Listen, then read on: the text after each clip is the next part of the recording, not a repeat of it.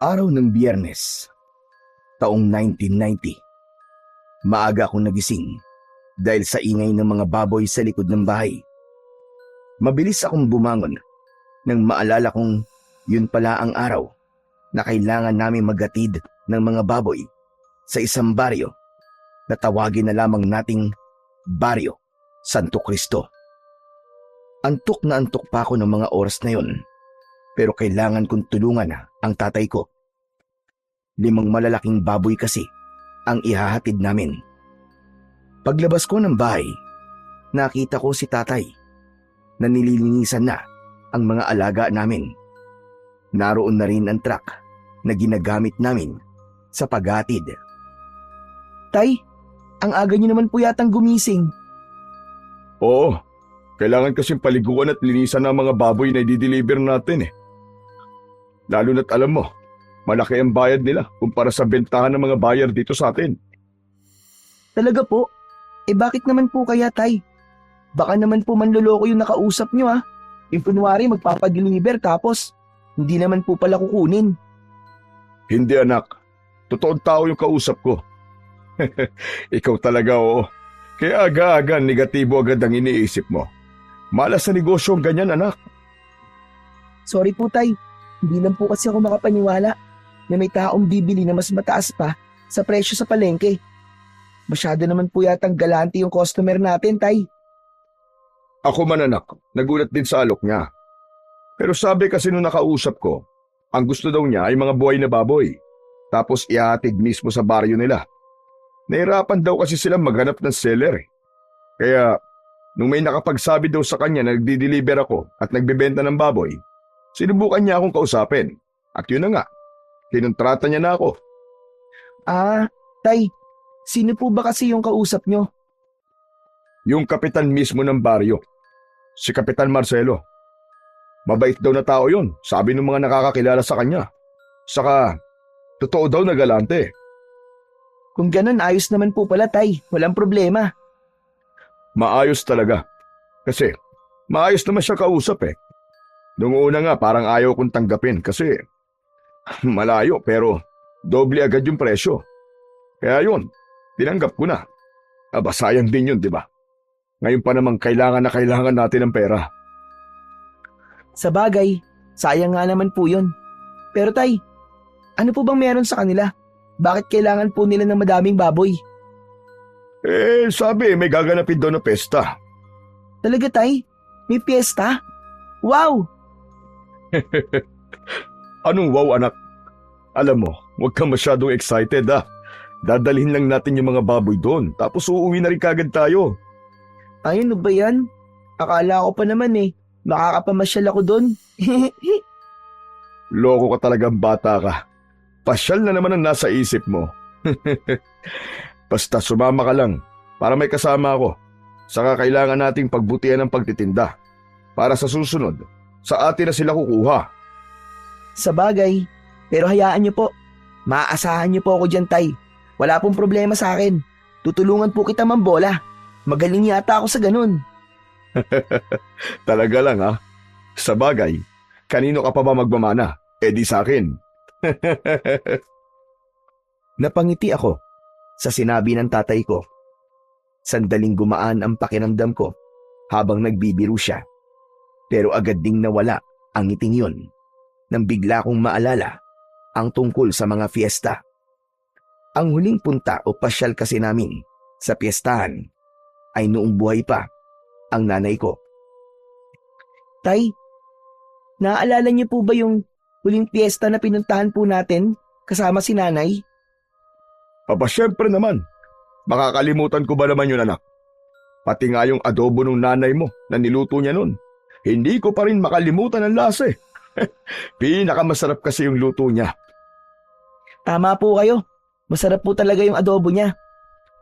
Kailan po kaya ulit tayo makakatikim ng ganong kasarap na adobo, no? Ay nako, yan ang hindi ko alam anak. Pero malay mo isang araw, may makagaya din ng recipe ng nanay mo. Naku Tay, wala po siguro. Siya lang naman po nakakaalam ng recipe. Kaya sigurado akong walang makakagaya nun. Sa bagay, o siya tama na ang daldal. Kailangan na nating tapusin to para makabiyahe na tayo. Pagkasabi ni tatay nun, sabay na kaming kumilos. Ako naman, kinuha ko yung timba at binuhusan ng tubig ang kulungan. Si tatay naman, abala sa pagtatanggal ng mga putik sa katawan ng mga baboy gamit ang lumang brush at sabon. Habang sinasabon niya ang isa sa mga alaga, napansin kong napapangiti siya paminsan-minsan. Marahan niyang hinahaplos ang ulo ng baboy at kinakausap. O ayan, ayos! Malilinis na kayo. Dapat maganda kayong tignan pagdating natin doon, ha? Tahimik lang akong nakamasid sa kanya. Hindi ko maiwasang humanga sa paraan ng pagtrato niya sa mga hayop. Sa mga mata niya, hindi lang basta kabuhayan ang mga ito, kundi parang bahagi na ng pamilya. Pasensya na kayo, ha? Kailangan na namin kayong ibenta ni Daniel, eh. Huwag kayong magulo dun, Oying, ha? Magpapakabait kayo, ha? Natawa ako. Si tatay, talagang binibigyan niya ng pangalan yung mga baboy namin para daw hindi nakakabagot alagaan. Si Oying ang pinakapaborito niya kasi mabait daw. Nang matapos naming paliguan ng mga baboy, pinagtulungan na naming dalawa na dalhin ng mga ito sa truck. Nang maisakay na namin ang mga ito, napansin kong napabuntong hininga si tatay. Sumandal siya sandali sa truck. Ay, nako! Abibigat nyo! Dito palang pinagpapawisan na ako, eh. Pero ayos lang. Malaki-laking pera naman ang kapalit kapag naibenta na kayo. Napakamot siya sa ulo, sabay buntong hininga. Tay, pag nakuha niyo na po yung bayad, ano pong gagawin niyo sa pera? Aba, syempre. Pambayad muna sa utang natin kay Aling Deli. Tapos, pabumuhunan ulit para sa mga susunod nating baboy. Bibili rin tayo ng bagong damit, saka masarap na pagkain. At kung may matitira pa, idadagdag ko sa ipon natin para sa pag-aaral mo. Wala na naman po matitira para sa inyo, Tay. Lahat na lang po napupunta po sa akin at sa pag-aaral ko. Naku, ayos lang yun, anak. Mas importante na makapag-aral ka. Hindi habang buhay na nandito lang tayo sa babuyan. Gusto kong makita kang magtapos. Para kahit papano, may marating kang mas maganda kaysa sa ganitong klase ng buhay. Napayuko ako at napangiti. Hindi man madalas na magpakita ng lambing si tatay. Ramdam ko sa bawat salita niya ang pagmamahal at grabing sakripisyo niya para sa akin. Pero maya-maya pa ay may bigla akong naalala. Tay, akala ko po ba bibili po kayo ng bago nating TV, yung colored po. Ay, oo nga pala, no? O sige, dahil may extra tayong kita ngayon, baka mabili na rin natin yon. Pwede na nating mapanood ng malinaw yung mga palabas sa gabi. Pero kung gusto mo, wag na muna yung bagong damit, ha? Para may dagdag budget tayo. Ayos lang po, Tay. Mas gusto ko nga po yun, eh. Para kapag may balita, hindi na po tayo nakikinig lang sa radyo. Tsaka gusto ko pong mapanood ulit si Dolphy. O sige, akong bahala doon. O sige na, anak, maghanda ka na. Punuin mo yung jug ng tubig at baka maubusan tayo sa daan. Ako naman itatali ko na tong kulungan sa truck para masigurong hindi makakalabas ang mga baboy. Baka mamaya makatakas pa. Pera na, naging bato pa. Sige po, Tay. Tumakbo ako, papasok sa bahay. Kinuha ko ang jug at pinunuyon ng malamig na tubig. Dinala ko na rin yung mga baon naming tinapay at kape sa garapon.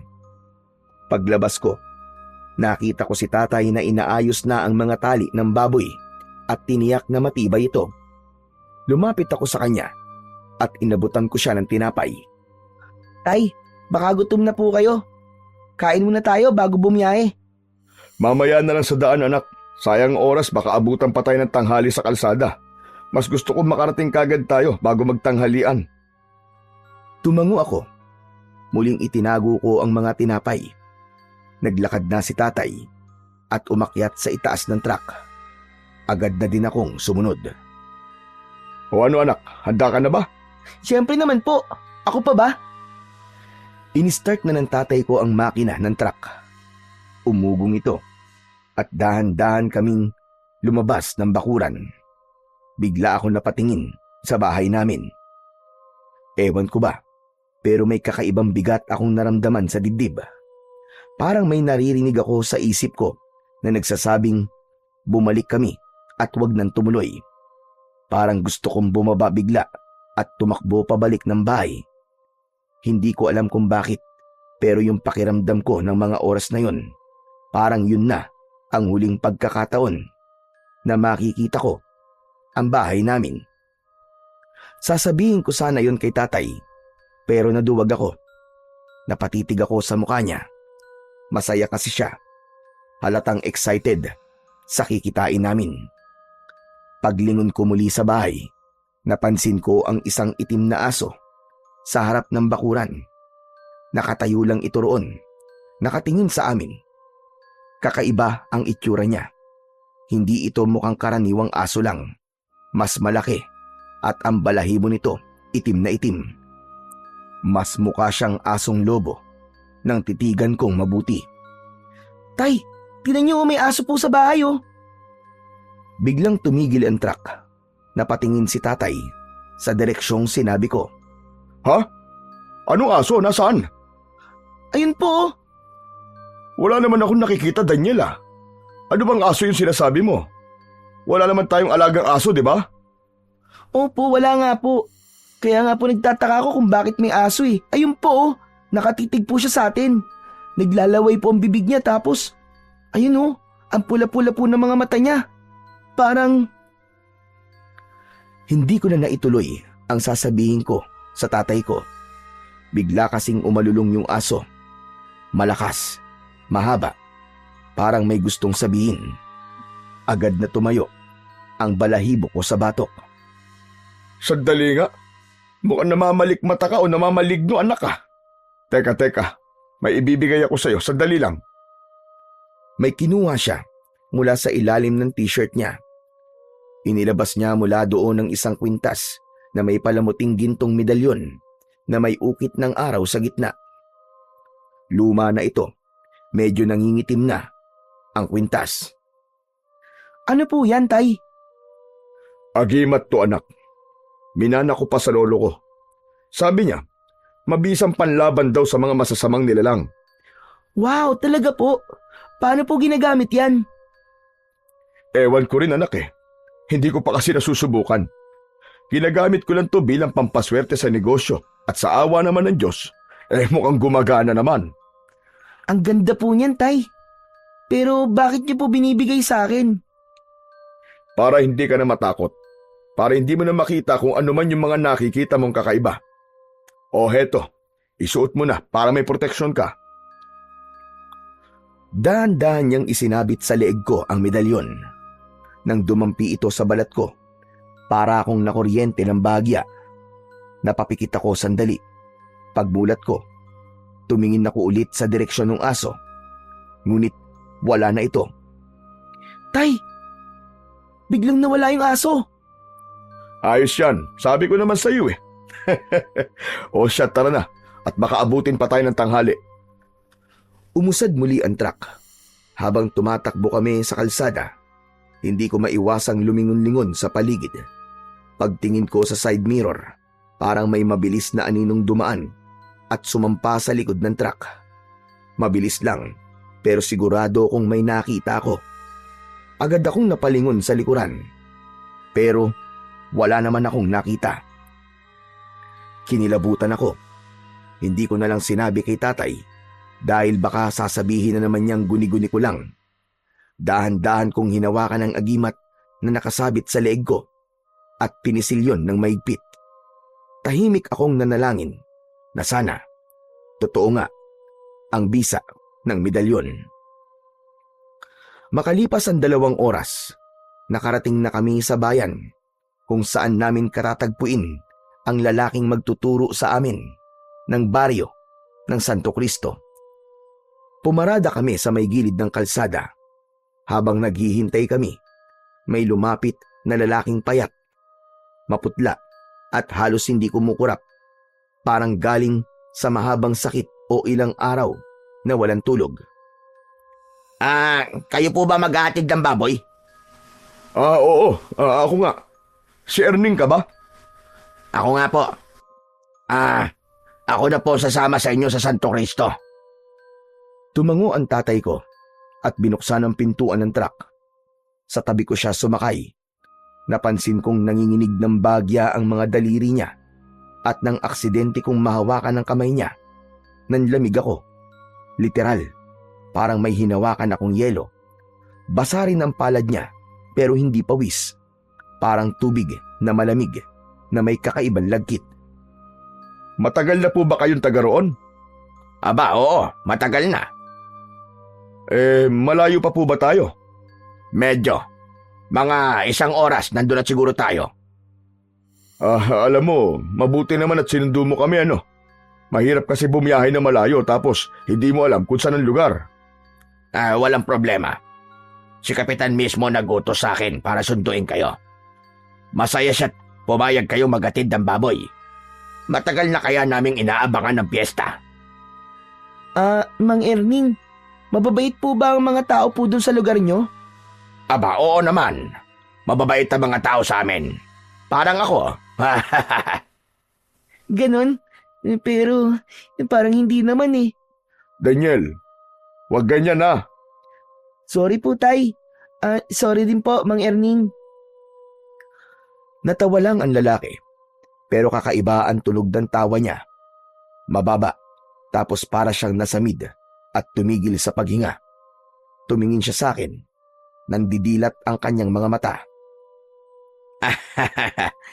Mabait naman talaga ako eh. Pero sabi ng iba, tahimik ako at hindi pala bati sa mga tao. Naku mahiyain ka pala Ngumisi siya, sabay labas ng dila para basain ang labi. Pero may napansin akong kakaiba. Maitim ang dila niya, pati ang mga ngipin niya. Napatingin ako kay tatay. Nagbabaka sakaling napansin din niya yon. Pero wala. Normal lang ang itsura ng tatay ko at parang wala siyang nakita o naramdamang kakaiba. Kampante siya kay Mang Erning. Habang patuloy ang biyahe, hindi na ako mapakali. Si Mang Erning tahimik lang. Pinilit kong alisin sa isip ko ang takot. Baka pagod lang siya o kaya naman ay may sakit lang talaga. Maya-maya ay huminto sa gilid ng daan ang truck. Saglit lang Iingihi na ako Sama ako, Tay. Kanina pa din po ako naiihi eh. O sige, tara na anak. Tumango ako at bumaba. Habang nag-iinat, napatingin ako kay Mang Erning. Hindi siya bumaba. Nakaupo lang siya sa loob ng truck. Nakatingin sa likod kung saan naroon ang mga baboy. Tahimik lang siya, pero napansin kong gumagalaw ang labi niya. Para bang may binubulong. Tapos ay nakita ko siyang ngumiti habang nakatitig sa mga baboy. Tinapik ko na si tatay. Tay. Wala ka bang napapansin dyan sa sinakay nyo? Ha? Kay Erning? Aba wala naman bakit ba? Mukhang adik, Tay. Natatakot ako. Labas ng labas yung dila. Daniel, wag kang ganyan. Hindi maganda yung agad kang humuhusga ng tao base lang sa itsura o sa kilos. Kasi naman, Tay, ang weird niya talaga eh. Parang walang gagawing maganda. Baka naman pagod lang o kaya may iniisip. Hindi mo alam ang pinagdadaanan ng isang tao, anak Kaya wag kang basta-basta nagsasabi ng kung ano-ano sa tao. Masama yan. Sorry po, Tay. Alalahanin mo, anak, sa trabaho natin sa biyahe, maraming tao tayong makakasalamuha. Hindi lahat ng kakaiba ay masama at hindi rin lahat ng may mabait na muka ay mapagkakatiwalaan. Opo, Tay.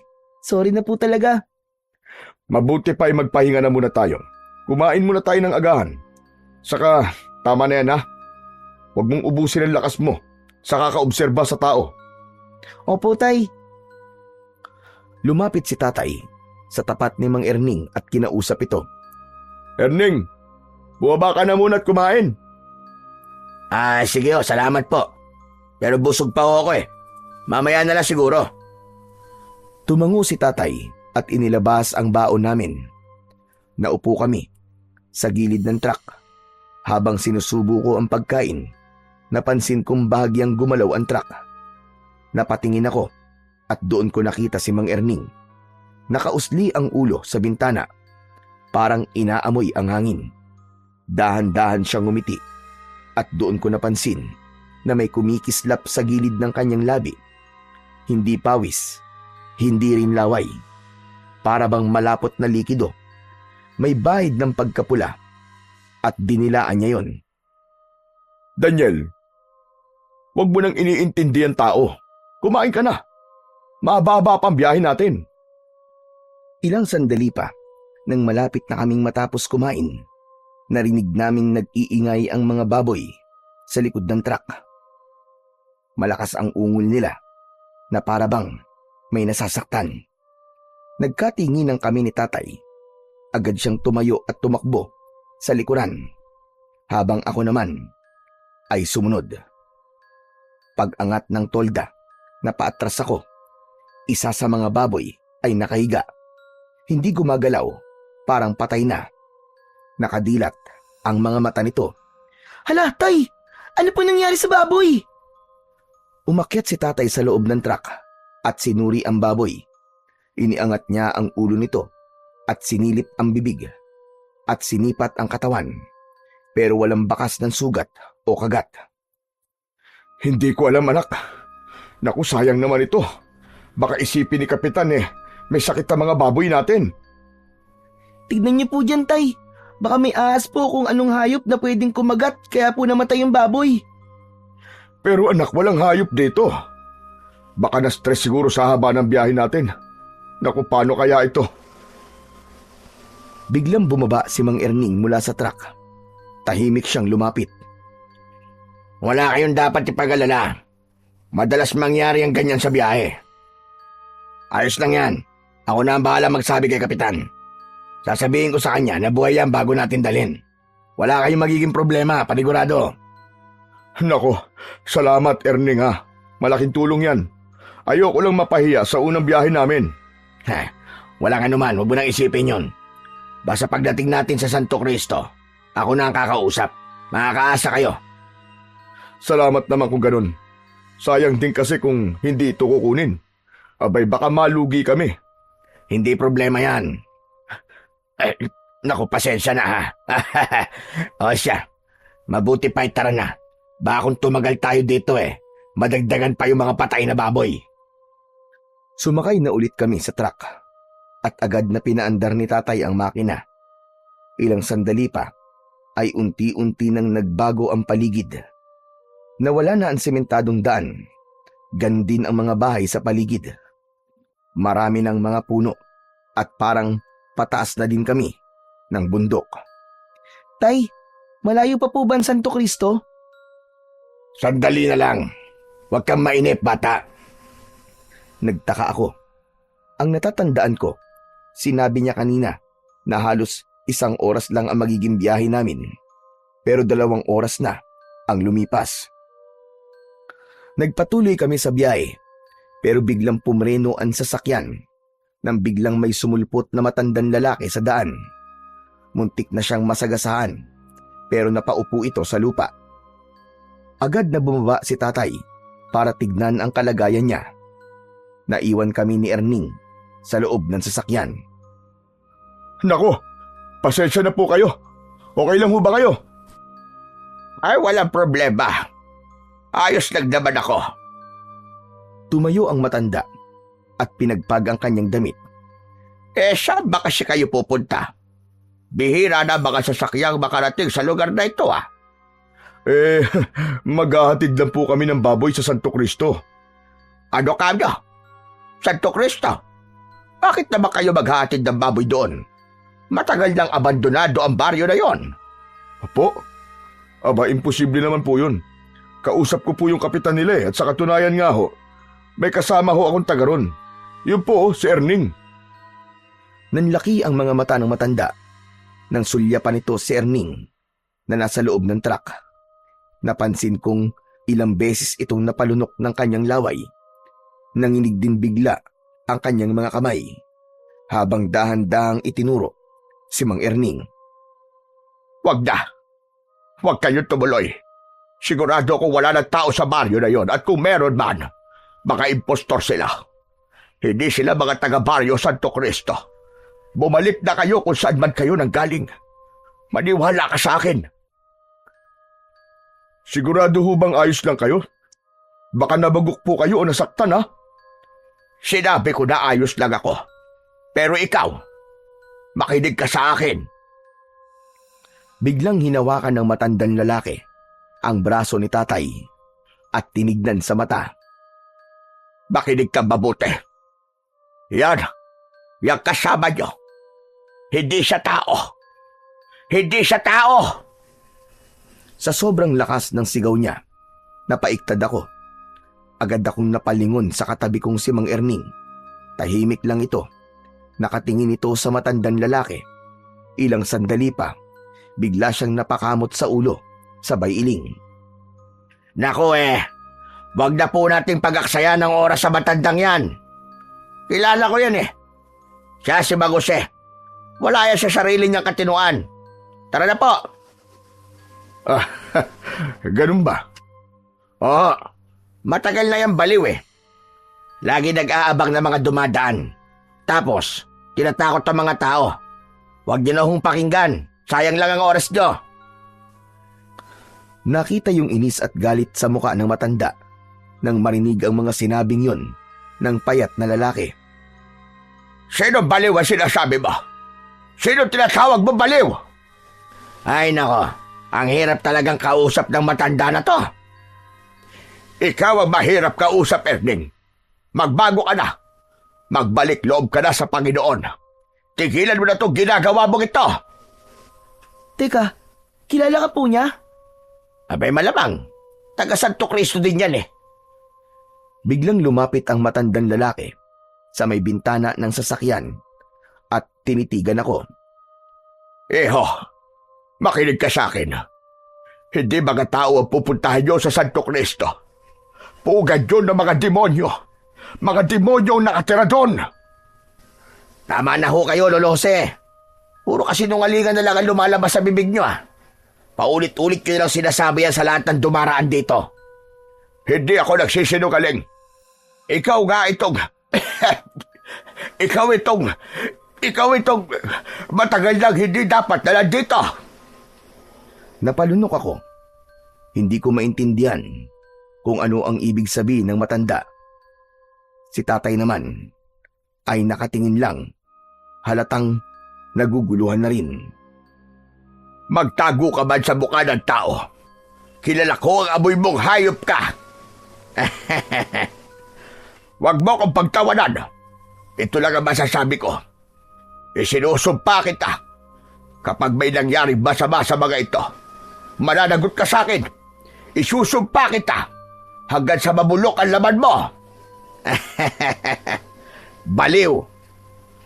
Halos manginig sa galit ang matandang lalaki, habang si Mang Erning naman ay tuloy lang sa pagtawa.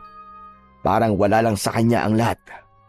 Ako man, mas lalo pang kinilabutan. Hindi ko alam kung bakit, pero may kakaiba talaga sa tawa ni Erning. Tama na po yan. Mabuti pa tumabi na ho kayo, tatang. Kailangan na po naming umalis Tsaka mag-iingat na lang po kayo sa susunod. Kayo ang mag-ingat, iho. Sinasabi ko na sa inyo, huwag na kayong tumuloy. Huwag kayong maniwala sa demonyong yan. Umuwi na kayo habang may oras pa. Biglang inabot ni Mang Jose ang braso ko. Pero nang dumikit ang kamay niya sa balat ko, bigla siyang napabitaw at nagulat. Ano yon? Ano yon? Bakit parang may kuryente ang katawan mo? Ano ka ba? Nanlaki ang mga mata niya habang nakatingin sa akin. Hindi ako makasagot. Si tatay naman, agad niyang inilayo sa akin ang matanda. Tama na ho. Tinatakot ko na ho ang anak ko Pasensya na rin pero kailangan na rin talaga naming umalis. Sige ho, paalam na po sa inyo, tatang. Sinabihan ako ni tatay na isarado na muna ang bintana, kaya agad ko naman yung ginawa. Umakyat na din siya at pinaandar na ang sasakyan. Habang papaalis kami, narinig ko na sumisigaw pa rin yung matanda. Umuwi na kayo! Mamamatay kayo dyan sa Santo Cristo! Wala nang tao doon! Matagal nang walang tao sa baryong yon! Walang nagsalita sa amin. Si tatay nakatutok na sa daan at si Mang Erning naman tulala. Sinilip ko sa side mirror ang matanda. Nandoon pa din siya, nakatingin sa sasakyan namin. Tapos may nakita kong isang uwak na lumipad at dumapo sa balikat niya. Mang Erning, ano pong nangyari sa matandang yun? Bakit po siya nabaliw? Napatingin si Mang Erning sa akin saglit. Tapos bumuntong hininga bago sumagot. Hindi naman siya dating ganun eh.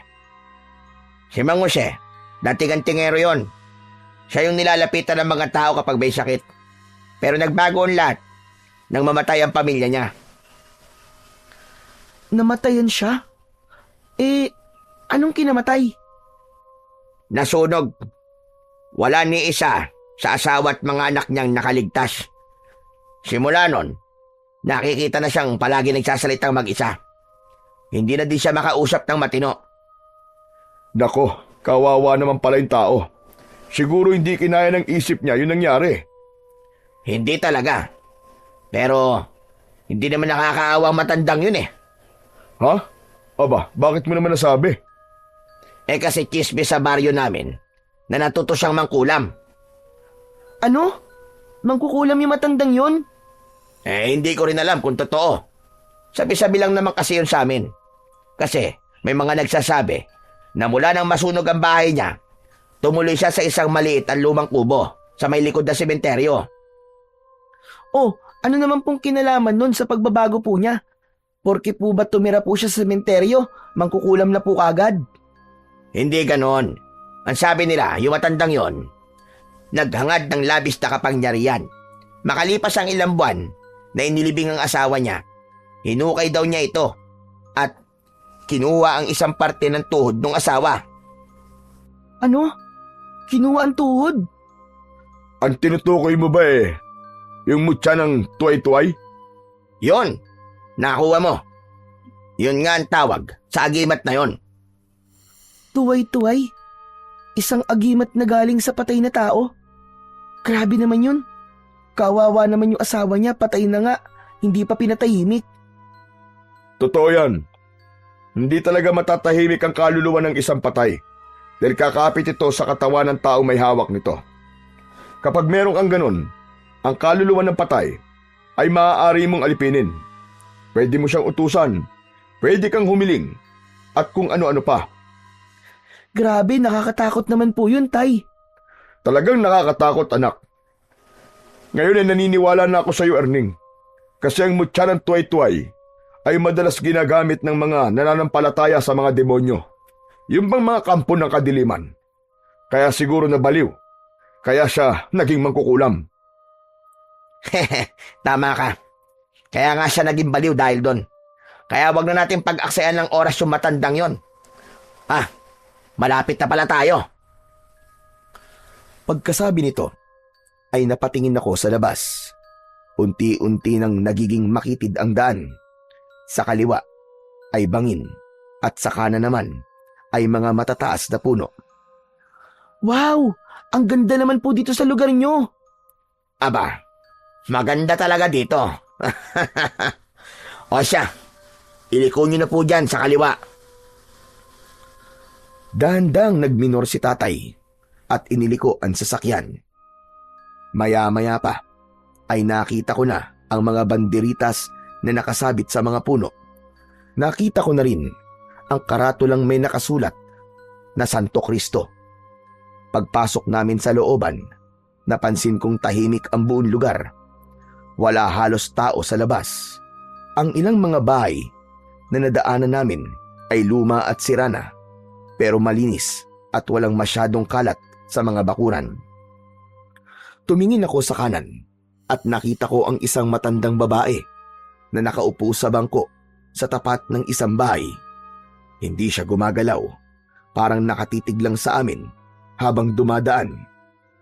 Nang magtagpo ang aming mga mata, mabilis akong umiwas ng tingin. Pagkaraan ng ilang sandali, nagsalita si Mang Erning. Oh, ayan na. Ayan na yung bahay ni Kapitan. Hinto mo sa tabi. Pumarada ka na lang dyan. Agad na itinabi ni tatay ang sasakyan.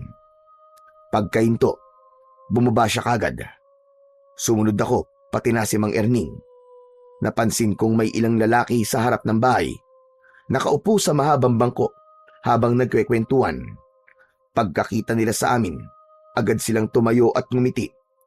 Isa sa kanila ang nangunang sumalubong sa amin. Nako, maraming salamat naman at narito na kayo. Magandang umaga, Kapitan. Ano? Kumusta naging biyahe ninyo? Ayos lang naman po. Pero malayo po pala ito sa inyo, no? Konti lang naman, pero hayaan mo. Dadagdagan ko ang bayad sa pag-deliver mo. Naku, wag na ho. Ayos lang, Kap. Hindi naman ako nagpapadagdag eh. Sobra-sobra na po yung ibabayad nyo sa mga baboy namin. Ayos lang yun. Walang problema sa akin. Nagkamay sila. Kita ko sa mukha ng kapitan na natuwa siya sa muling pagkikita nila ng tatay ko. Tama-tama lang ang dating nyo. Mamayang gabi, may ihahanda na ang mga yan para sa bispiras ng pista. Ano? Para sa bispiras lang? Akala ko kasi ihahanda nyo yan sa mismong araw ng pista.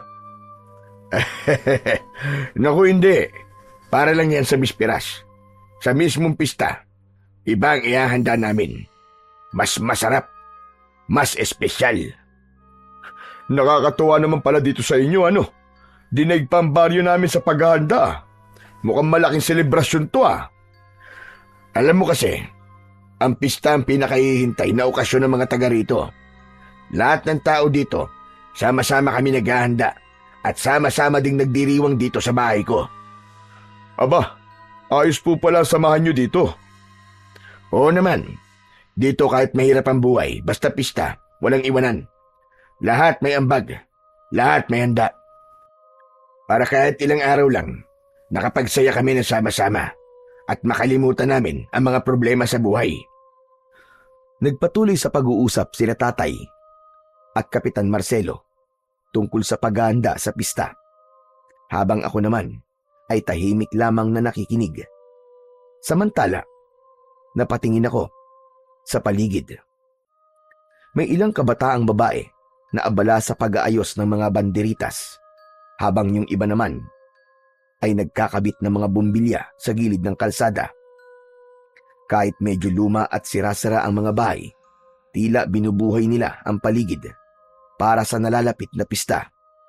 Pero may napansin ako, yung mga banderitas, kulay pula at dilaw lang. Hindi ako nakatiis. Nagtanong na ako sa kapitan. Kap! Napansin ko lang po, bakit po puro dilaw at pula lang po ang mga banderitas nyo? Wala po bang ibang kulay? Yan ba? Tradisyon na kasi yan dito sa amin, iyo. Ang pula, simbolo yan ng dugo, ng sakripisyo. Paalala ng paghihirap at pagsubok na pinagdaanan ng Santo Cristo. Yung dilaw naman, para sa liwanag, tanda ng pag-asa at biyaya na binibigay niya sa amin taon-taon. Tumangulang ako matapos niyang sagutin ang aking tanong. Samantala, ay ibinaling na ng kapitan ang kanyang pansin sa mga kasama niyang lalaki. Nako, napapasarap tayo na kwentuhan dito, ah. Sandali lang, ah, at ipapaayos ko lang yung mga baboy. Nando, Pedro, kunin niyo na ang mga baboy at ipakatay na. Agad na sumunod ang mga lalaki sa utos ng kapitan. Lumapit sila sa truck at binuksan ang trapal. Natuwa si kapitan nang makita ang malulusog at matatabang baboy. Ang gaganda pala ng mga baboy niyo, ah. At ang lilinis pa. Mukhang inalagaan ng maayos. Ngumiti si tatay, pero napansin kong biglang natigilan si kapitan nang mapansin niya ang patay na baboy. Oh, sandali lang. Bakit may patay na isa? Ano nangyari rito? Medyo natigilan si tatay, pero bago pa siya makasagot, sumingit si Erning. Kap, namatayan sa init habang nasa biyahe. Buhay pa yan nung sinundo nila ako sa bayan eh. Tahimik lang si kapitan. Tinignan niya yung patay na baboy.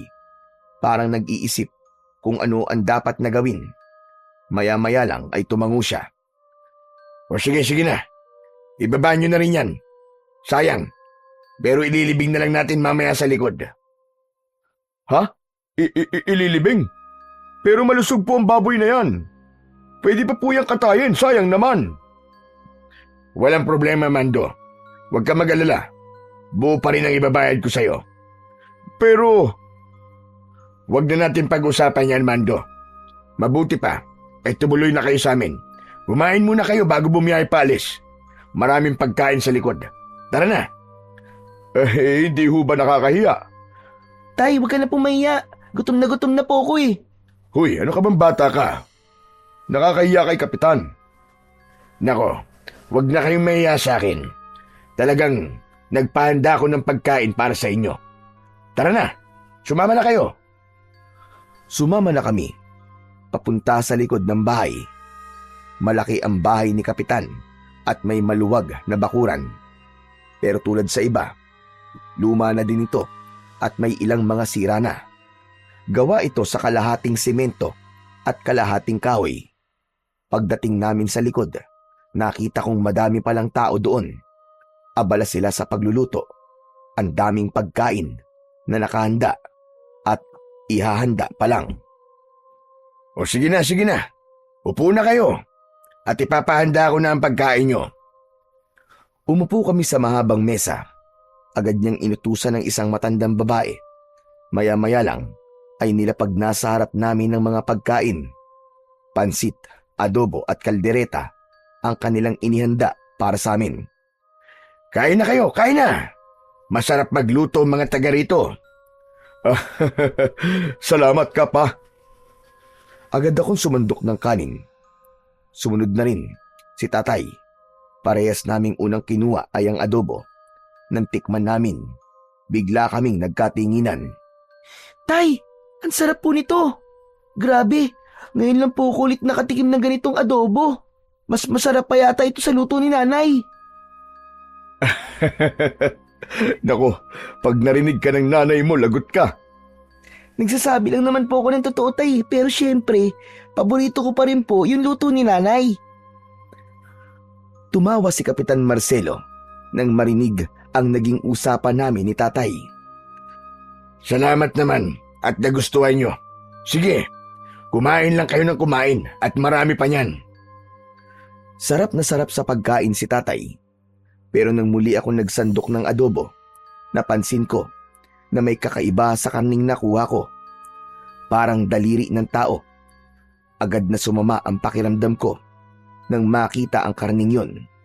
Iniangat ko ang kutsarang pinaglalagyan nito at makailang beses na napalunok ako ng laway.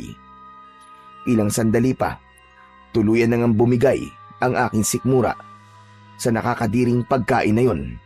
Hanggang sa nagsuka ako. Hoy, Daniel! Aba bakit? Ano nangyari sa'yo, anak?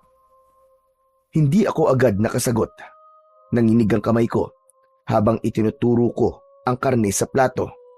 Yumuko si tatay at tinignan yon. Tay, tignan nyo.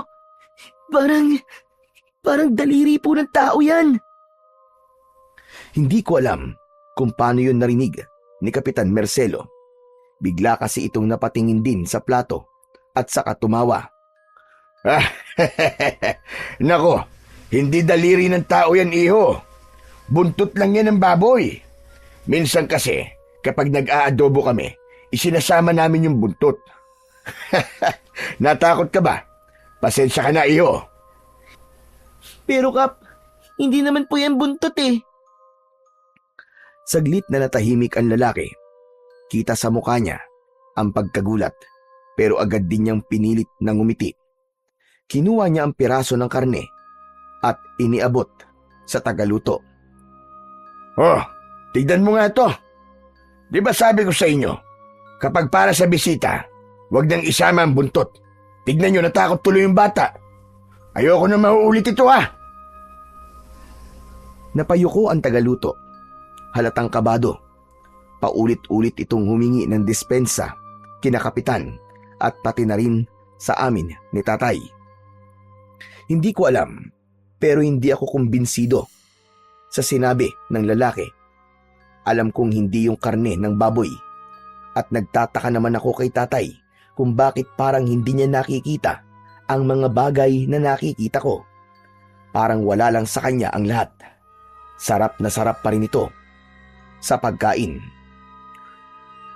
Samantala, lumayo na si Kapitan Marcelo at nilapitan ang mga kasama niyang abala sa paghahanda. Hinarap ko si tatay sa pagkakataong yun. Tay, tama na po yan, tay. Halika na po. Umuwi na po tayo. Anak, sandali lang. Hindi pa ako tapos kumain eh. Relax ka lang dyan. Mabuti pa tikman mo itong kaldereta. Masarap din ito. Ayoko na pong kumain, tay. Mamaya na lang po sa bahay. Ikaw ang bahala. Tumahimik ako sandali. Nagmasid ako sa paligid. Nakita ko ang mga nagluluto. Titig na titig sa akin. Lahat sila sinusundan ako ng tingin. Natakot ako lalo at nakita kong tila walang emosyon ang kanilang mga muka. Napansin ni tatay ang pananahimik ko. Sinulyapan niya ako at nang makita niyang may tinitignan ako, sinundan niya ito ng tingin. Pagharap sa kanila ni tatay, bigla silang ngumiti. Bigla silang tila naging normal na para bang mga inosente. Hoy, bakit ganyan ka makatingin sa mga tao? Pambihira ka naman. Naku ikaw Daniel ha, tigilan mo yung kakaganyan mo. Sorry po, tay. Nang mapansin ni Kapitan Marcelo, natapos nang kumain si tatay, agad siyang lumapit sa amin. Nakangiti ito habang hawak ang isang makapal na sobre. Binuksan niya yon sa harap namin at nagsimulang magbilang ng pera. Oh, Mando. Ito ang bayad ha. Dinagdagan ko na rin ng konti. Pambawi sa pagod nyo at sa gasolinang ginamit panghatid dito. Maraming salamat, Kapitan. Malaking tulong ho sa amin ito ng anak ko. Nako, maliit na bagay lang yan. Saka, pakonsuelo ko yan para sa susunod na kailanganin namin ng baboy. Sa'yo na kami kukuha palagi. Ngumiti si tatay, halatang natuwa sa sinabi ng kapitan. Maya-maya pa ay nagpaalam na din si tatay. Oo, sige. Ingat kayo sa biyahe ha. Sana, makabalik kayo ng ligtas. Paglabas namin, para akong nabunutan ng tinik. Gumaan ang dibdib ko kahit papano.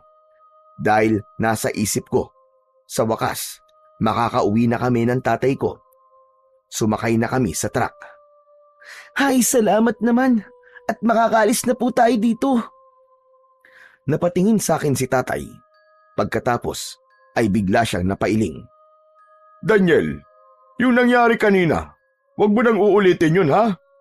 Hindi maganda yung paeksena mo na yung kanina.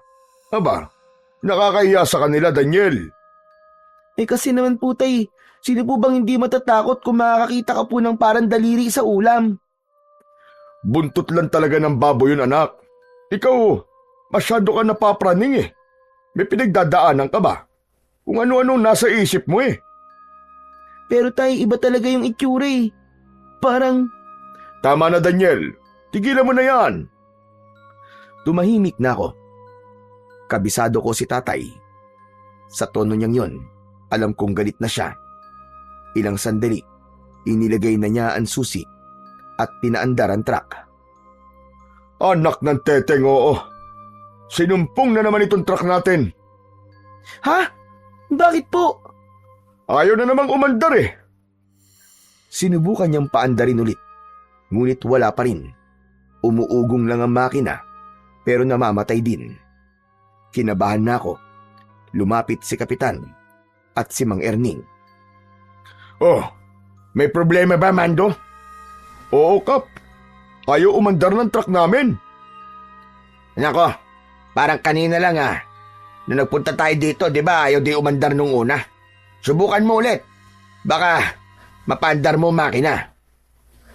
Tumango si tatay at muling sinubukan paandarin. Umuugong na naman pero biglang titigil. Ayaw talagang mag-start. Napakamot siya ng ulo. Sabay bumaba para silipin ang makina. Binuksan niya ang takip. Biglang lumabas ang maitim na usok. Anak ng... Ang bihira, oh! Ngayon pa talaga nasira. Nako, mukhang malala ang sakit ng truck mo Kaya nga, Kapitan Meron bang talyer dito? Wala dito sa baryo, Mando. Ang pinakamalapit, nasa bayan pa. Doon mismo sa pinagkitaan nyo ni Erning. Tay, ano pong gagawin natin ngayon? Nako, pasensya na kayo Mukhang hindi ko kayo matutulungan sa bagay niyan. Pero bukas, may luluwas ng bayan. Pwede akong magpasundo ng mekaniko para ayusin itong sasakyan nyo. Bukas pa? Ibig po sabihin Oo, bukas pa kasi ang biyahe papunta ng bayan Naku tay, paano po yan? O sige, ganito na lang. Kung gusto nyo, dumito na muna kayo, maski isang gabi lang. Mahirap nang bumiyahe papuntang bayan ngayon. Walang masasakyan, isa pa. Baka wala din pumayag na mekaniko, kasi tanghali na. Tumingin sa akin si tatay. Kita ko sa mukha niya ang pagkadismaya sa nangyari sa truck. Wala kaming magawa. Wala na tayong choice, anak. Dito na muna tayo magpalipas ng gabi. Tumango ako kahit mabigat ang loob ko. Ayos lang yan. Hindi naman namin kayo pababayaan dito Saka may bakanting kubo ako. Pwede kayo dun magpahinga ng anak mo. Salamat po, Kapitan. O sige na, Erning. Samahan mo muna sila sa kubo. Sige po. Ako na pong bahala sa kanila. Inihatid na kami ni Mang Erning sa kubo. Nasa gilid lang ito ng bahay ni Kapitan Marcelo. Maliit lang ito at simple. Kahit luma na rin. Pagpasok namin, nakita kong may banig, 2 unan at 2 kumot na maayos na nakapatong sa sahig. Agad na kumuha si Erning ng walis at winalisan ang kubo bago kami pinapasok. Wala kayong dapat na alalahanin dito. Habang nasa poder kayo ni Kapitan, siguradong ligtas kayo. Ang pagkain, hindi nyo problema. Si Kapitan na ang bahala sa lahat ng kailangan nyo. Sige, salamat Erning Walang anuman. Maliit na bagay lang yan. Napatitig ako kay Mang Erning. Sa unang pagkakataon ay natuwa ako sa kanya dahil sa pag-aasikaso niya sa amin. Kahit pala ganun ang itsura niya, mabait talaga siya at masipag. Ang maganda pa nito, mapapanood nyo kung paano kami naghahanda para sa pista. Kung gusto nyo, pwede rin kayong dumalo para maranasan nyo mismo. Talaga po? Pwede po ba talaga? Aba, oo naman. Maganda nga yan at mukhang masaya. Pero parang mas gusto ko atang matulog na muna. Nakakapagod ang biyahe. Nako, mabuti pa nga po. O sige magpahinga na muna kayo. Punta lang ako saglit doon para tumulong. O sige Erning, salamat ulit Lumabas na si Erning. Naiwan kami ni tatay sa loob ng kubo. Humiga na kami sa banig. Ilang sandali lang, narinig ko nang humihilik si tatay. Maya-maya pa, naramdaman ko na ang antok. Ipinikit ko ang aking mga mata. Ilang oras ang nakaraan, bigla akong nagising sa tunog ng tambol. Malakas ang tunog, may tono at may ritmo. Masarap yun sa tenga. Napansin kong may nakasindi na lampara at nakasabit ito sa may bintana. Gabi na pala. Tinignan ko ang aking relo at napakunot ang noo ko nang malamang halos 3 oras na din pala kaming natutulog ni tatay. Sinulyapan ko siya. Masarap pa din ang tulog niya. Dahan-dahan akong bumangon. Hindi ko na siya ginising dahil baka napagod talaga siya. sa pagdadrive. Muli kong narinig ang malakas na tunog ng tambol. Na-curious ako kung ano ang nangyayari. Kaya naman, dahan-dahan kong binuksan ang pintuan tapos ay lumabas ako ng kubo. Medyo madilim ang paligid. Pero may nakita akong apoy sa gitna ng mga tao. Lumapit ako ron at nakita ko si Mang Erning na nakatayo sa isang tabi. Nilapitan ko siya. Tumabi ako sa kanya. Maya-maya pa ay pumagitna ang mga babae na may suot na maninipis na pulang tela.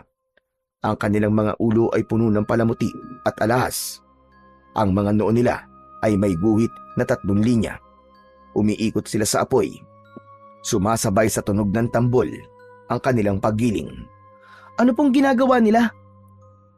Hindi ko maintindihan kung ano ang ginagawa nila, kaya napatanong na ako sa aking katabi. Pero hindi siya sumagot. Bigla akong napatingin sa kanya at doon ko nakitang nakatitig siya sa mga babaeng sumasayaw. Walang emosyon ng kanyang muka, kahit hindi ko alam kung natutuwa ba siya o nagagalit. Ang sabi ko po, ano pong ginagawa nila? Bakit po sila sumasayaw? Huwag ka maingay. Nagdarasal sila. Nagdarasal? Kailan pa naging sayaw ang pagdarasal? Hindi siya sumagot. Nang tumingin ako sa kanya, napansin kong pinanonood na naman niya ang mga sumasayaw. Maya-maya pa ay nagsalita na ang mga babae. Totoo nga, nagdarasal sila, pero hindi ko maintindihan kung ano ang sinasabi nila. Ibang lengguwahe kasi ang gamit. Ilang sandali pa, may lumapit na 3 lalaki kay Erning. May ibinulong sila dito. Umalis sila. Naiwan ako sa bulwagan. Nanood pa ako ng konti, pero nang nainip ako, nagdesisyon na akong bumalik sa kubo. Naglakad na ako pabalik ng kubo. Samantala, naabutan ko pa si tatay sa loob. Nilapitan ko siya at niyugyog. Tay, gising na po kayo. Umungol lang siya, pero hindi dumilat. Sinubukan kong muli siyang yugyugin ng mas malakas, pero wala pa rin. Kinabahan na ako ng mga sandaling yon. Hindi kasi ganon si tatay. Madali lang siyang gisingin, maski pagod na pagod. Tay, ayos lang po ba kayo? Tay! Biglang may kumatok sa pinto. Agad kong binuksan ang pinto. Umaasang si kapitan ito o kaya naman ay si Mang Erning. Pero ibang taong nasa labas. Sinabi nilang ipinatatawag daw kami ni kapitan para kumain. Sige po, susunod na lang po kami. Tulog pa po kasi si tatay eh. Maya-maya pa ay nakarinig ako ng mga yabag at tunog na para bang may hinihila sa lupa. Tumigil ako sa aking ginagawa at dahan-dahang lumapit sa may bintana. Sumilip ako mula roon at doon ko nakita ang ilang kalalakian na may kinakaladkad na tao. Doon sila papunta sa kakawyan. Agad akong lumabas ng bahay at sinundan ng mga yon. Malakas kasi ang kutob kong parang kilala ko kung sino ang taong hinihila nila. Maingat ang mga hakbang ko at iniwasan kong gumawa ng kahit na anong ingay. Nagtago din ako sa mga puno para hindi ako makita. Maya-maya pa'y huminto sila. Nakita ko si Mang Erning na duguan at maraming sugat ang katawan. Doon ko lang nakita na kasama din pala si Kapitan Marcelo. Tama na po. Tama na, hindi ko sinasadya. Tama na po. Hindi sinasadya. Siraulo ka pala eh. Kailan ko inutos sa'yo? Napakialaman mo mga baboy na yon. Alam mo, kanina pa talaga ako nagtitimpi sa yung hayop ka. Hindi lang kita masaktan dahil doon sa 2 na yon. Tama na. Hindi ko na uulitin. Tama na po. Huwag niyo na po akong saktan, Kapitan. Parang awa niyo na. Alam mo ang batas ko, Erning. Kamatayan. Yan ang parusa sa mga lumalabag sa akin. Nauhaw lang naman po ako sa dugo eh. Hindi ko na napigilan eh. Kinilabutan ako sa mga narinig ko, pero hindi masyadong mapagdugtong-dugtong ang ibig sabihin ng pinag-uusapan nila. Pakiramdam ko ay pinarurusahan si Mang Erning dahil sa baboy. Ito kaya yung baboy na hinatid namin, yung namatay? Napatanong ako sa isip ko habang pinagmamasdan sila. Hindi ko maintindihan kung bakit meron akong naririnig na nauuhaw ng dugo. Tapos ay galit na galit pa ang kapitan. Kulang na lang ay patayin nila sa bugbog si Mang Erning. Ilang sandali pa, biglang sinapak ni kapitan ang mukha niya. Halos tumilapon ang katawan ni Mang Erning sa lakas ng suntok. Wala kang galang. Alam mong gagamitin natin ang mga baboy sa ritual. Sagrado ang dugo nila. Hindi mo pwedeng pakialaman ng ganun-ganun na lang. Patawad na po. Hindi ko talaga sinasadya. Tama na, Kapitan. Tama na.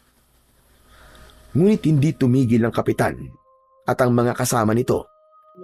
Binugbog nila si Erning. Malalakas ang naging sigaw ni Erning. Ramdam na ramdam niya ang sakit. Bigla akong natakot. Gusto ko nang tumakbo pabalik sa kubo para gisingin si tatay. Pero hindi ko nagawa. Delikado. Baka mapansin nila ako. Patuloy ako nanonood sa pagpapahirap na yon. Pero ilang sandali pa, biglang nagbago ang anyo niya. Nagkaroon ito ng malalapad na pakpak sa likod niya. Nanlaki ang mga mata ko sa aking nakita. Hindi. Totoo ang sinabi ng matandang lalaki. Hindi tao si Erning. Diyos ko. Diyos ko po. Tinakpan ko ang bibig ko. Nanginig ang aking katawan dahil sa labis na takot. Sinubukan niyang lumipad pero bigla ding nagbago ang katawan ni kapitan. Lumaki ang katawan nito. Nagkaroon siya ng sungay sa ulo. Maitim na maitim ang kanyang balat at meron siyang matatalas na mga pangil. Hindi na ako makahinga. Naalala ko bigla ang sinabi ng matandang lalaki. Iho, makinig ka sa akin. Hindi mga tao ang pupuntahan nyo sa Santo Cristo. Pugad yun ng mga demonyo. Paulit-ulit kong narinig yun habang nakikita kong unti-unti na rin nagbabago ang anyo ng mga kasama ni kapitan. Huwag niyong gagayahin ang pesteng yan. Kung hindi, ganyan din ang sasapitin niyo. Tumango silang lahat at nangako na hindi sila magiging taksil sa kapitan. Gusto tayo sa kanya. Mabuti pa iandaan niyo na ang mga baboy para sa ritual. Tapos, ay kunin na din ang mga bisita. Dalhin sila sa gitna ng bulwagan. Agad na sumunod ang ibang kasama nila. Tumalikod na at naglakad pauwi. Samantala, isang aswang ang biglang napalingon sa direksyon kung nasaan ako. Parang naramdaman niya ang aking presensya. Mabilis ako nagtago. Pinigilan ko ang paghinga ko. Mabuti na lang at hindi siya lumapit. Nagpatuloy na sila sa paglalakad. Hindi ko alam kung gaano ako katagal na nagtago doon. Pero nang may masmasan ako, bigla kong naalala si tatay. Tumakbo na akong pabalik. Pagpasok ko sa kubo, wala na doon si tatay. Parang bigla akong nanghina dahil sa labis na pag-aalala. Tay, nasan ka? Nasan ka, Tay? Lumapit ako sa bintana at pinagmasdan ang paligid sa labas. Pero hindi ko siya nakita. Pero may nakita akong isang tao na nagtatago sa likod ng isang puno. Pinagmasdan ko siya at kinilala.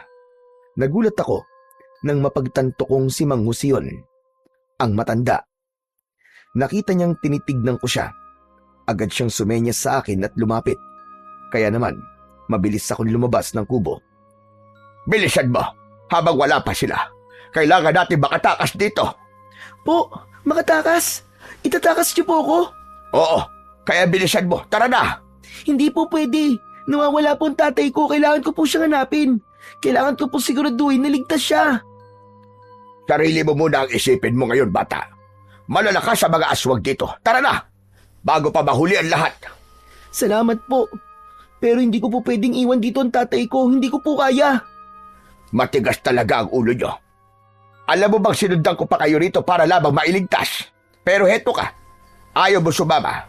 Hindi mo alam kung gaano kadelikado ang lugar na ito. Alam ko na po, Tatang. Totoo po mga sinabi nyo. Mga kampon po ng demonyo ang mga nakatira dito. Kaya nga sumama ka na sa akin. Iligtas mo ang iyong sarili. Hindi po. Hindi ko po pwedeng iwan si tatay dito, Tatang. Gusto mo din bang mamatay kagaya niya? Ano? Ano sabi niyo? Hindi pa patay ang tatay ko. Bawiin niyo po ang sinabi niyo. Huwag kang sumigaw. Maririnig tayo ng mga aswang. Uulitin ko, sumama ka na sa akin. Wala na tayong magagawa sa tatay mo. Ayoko po, ayoko.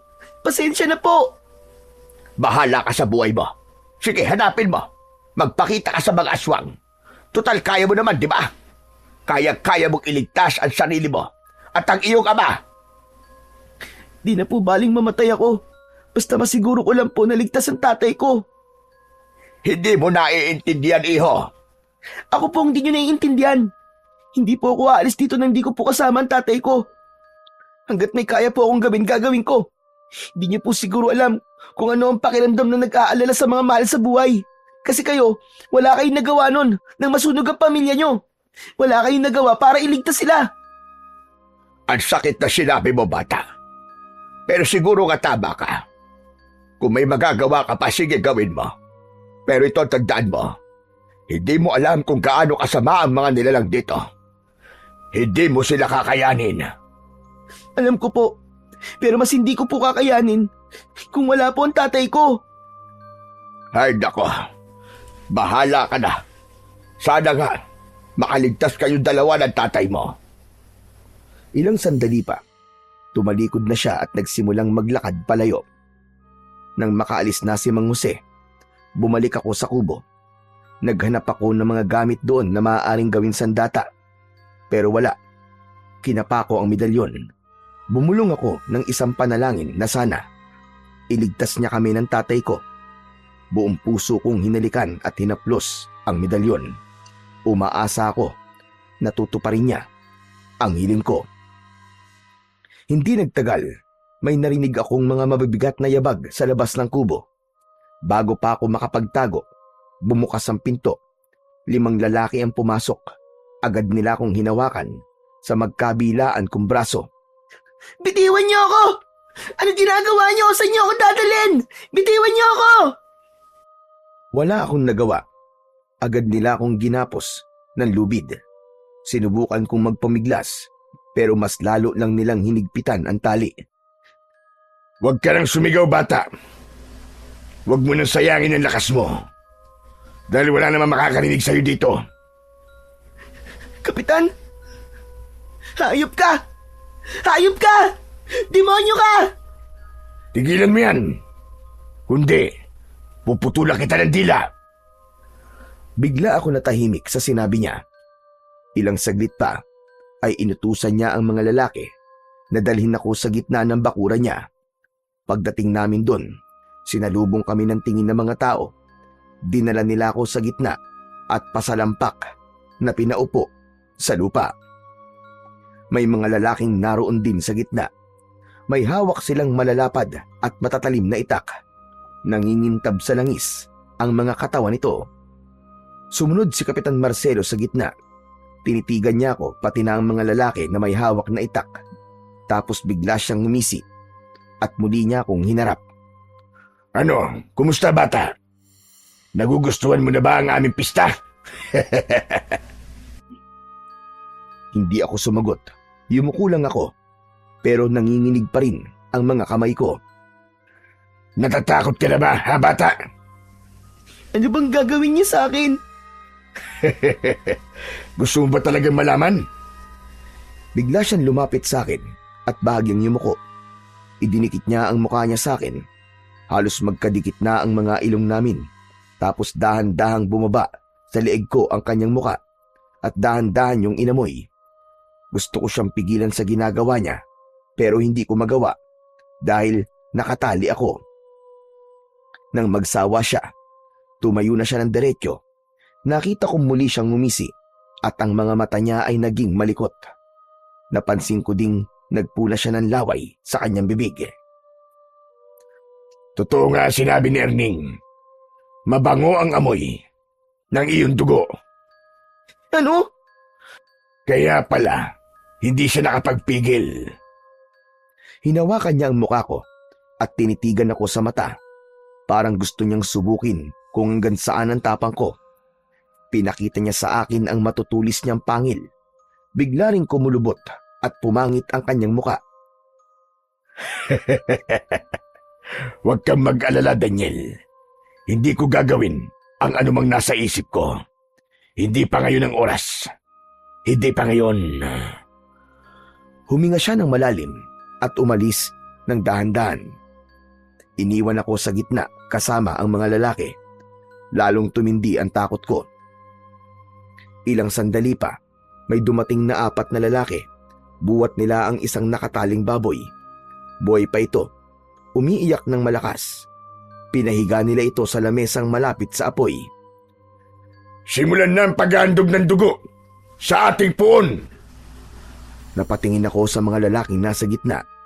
May isa sa kanila na isinausaw sa langis ang hawak niyang itak at pagkatapos ay ipinatong yun sa nagbabagang kahoy.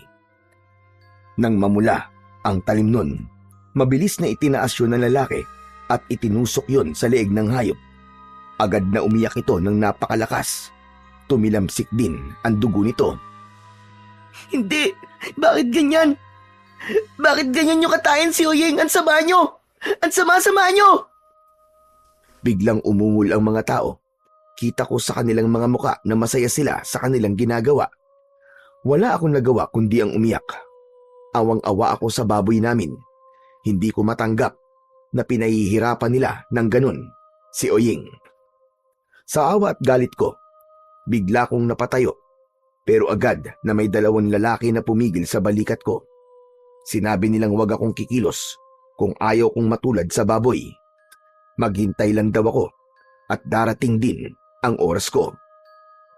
Ano? Anong ibig mo sabihin? Hindi siya sumagot. Tinignan ko ang paligid. Nakita ko ang 2 babae sa likod ng mga lalaking may itak. May iniaabot ang mga ito sa kanila. Parang malaking sangkalan ng karne. Nanlamig ang katawan ko. Hindi ko alam kung ano ang susunod nilang gagawin. Gusto ko nang sumigaw. Gusto ko silang murahin. Lahat ng sumpa ay gusto ko nang sabihin sa kanila. Pero hindi ko magawa dahil sa takot akong maputulan ng dila. Malakas ang paghinga ko. Siguro ay naramdaman yun ni Kapitan Marcelo hanggang sa tumingin siya sa akin. Huwag kang kabahan, Daniel. Lahat ng ito ay parte na selebrasyon. Hayaan mo, ilang sandali na lang. Magiging bahagi ka na rin ito. Bahagi? Anong ibig mo sabihin? Malalaman mo rin sa tamang oras. Huwag ka na magpaligoy-ligoy pa. Alam ko, napapatayin niyo ako. Matalino kang bata. Pero huwag ka mag-alala. Hindi mo pa naman oras. Pagkatapos sabihin yun ni Kapitan, bumaling ang tingin niya sa mga lalaking nasa gitna. Inutusan niya ang mga itong katayin na ang baboy. Tinadtad na nila si Oyeng.